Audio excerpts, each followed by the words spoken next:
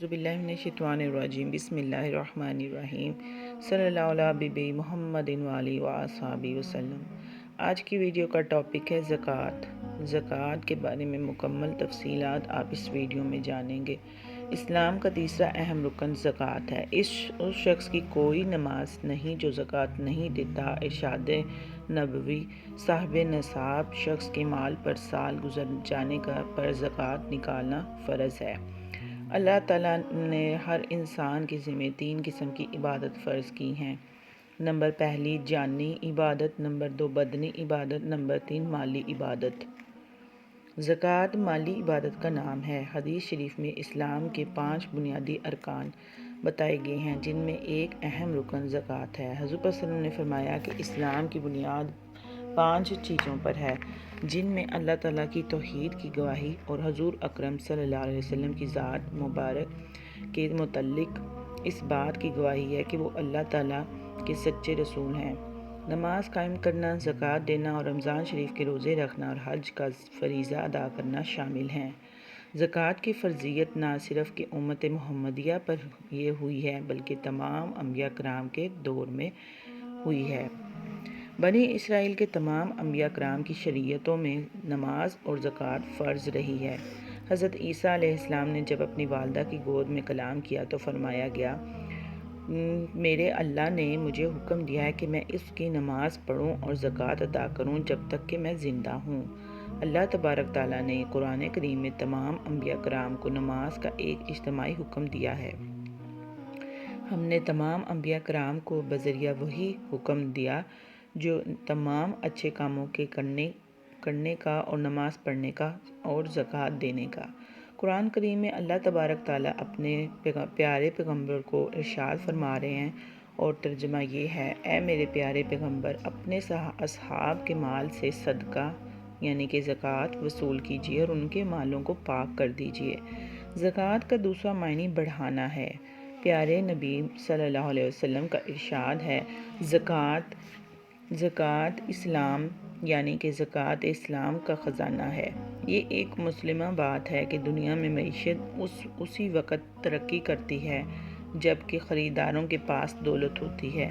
جب امراء اپنی زکوٰۃ نکالتے ہیں اور غریبوں کے پاس روپیہ پیسہ آتا ہے تو وہ خریداری کے لیے بازاروں میں جاتے ہیں۔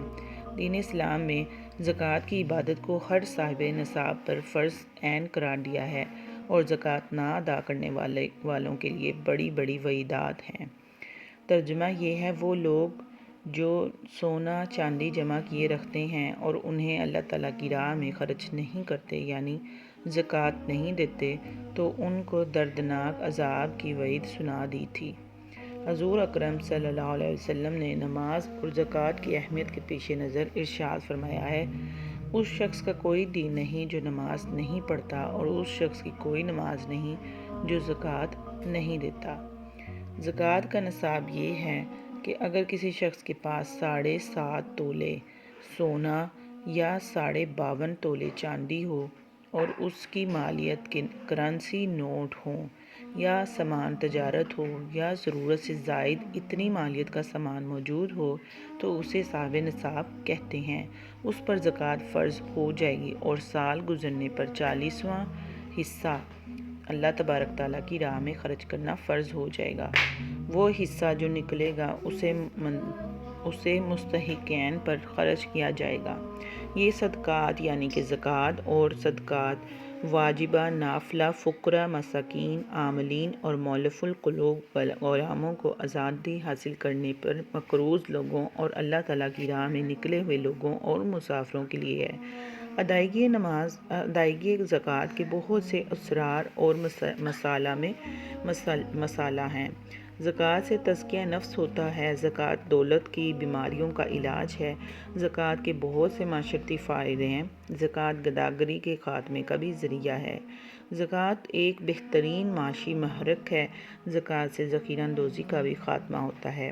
زکوٰۃ غیر فطری معاشی عدم مساوات کا بھی خاتمہ کرتی ہے۔ زکوٰۃ کی ادائیگی کا طریقہ کار کیا ہے؟ ہر صاحب نصاب شخص پر جب اس کے مال پر سال گزر جائے تو زکوٰۃ نکالنا فرض ہوتا ہے۔ اب اگر نیت زکوٰۃ کی کر کے ایک ہی دفعہ نکال کر تقسیم کر دی جائے تب بھی درست ہے۔ رقم نکال کر علیحدہ ایک جگہ رکھ دی اور تھوڑی تھوڑی دیتا رہا تب بھی درست ہے۔ اس کے لیے نیت زکوٰۃ کرنا ضروری ہے۔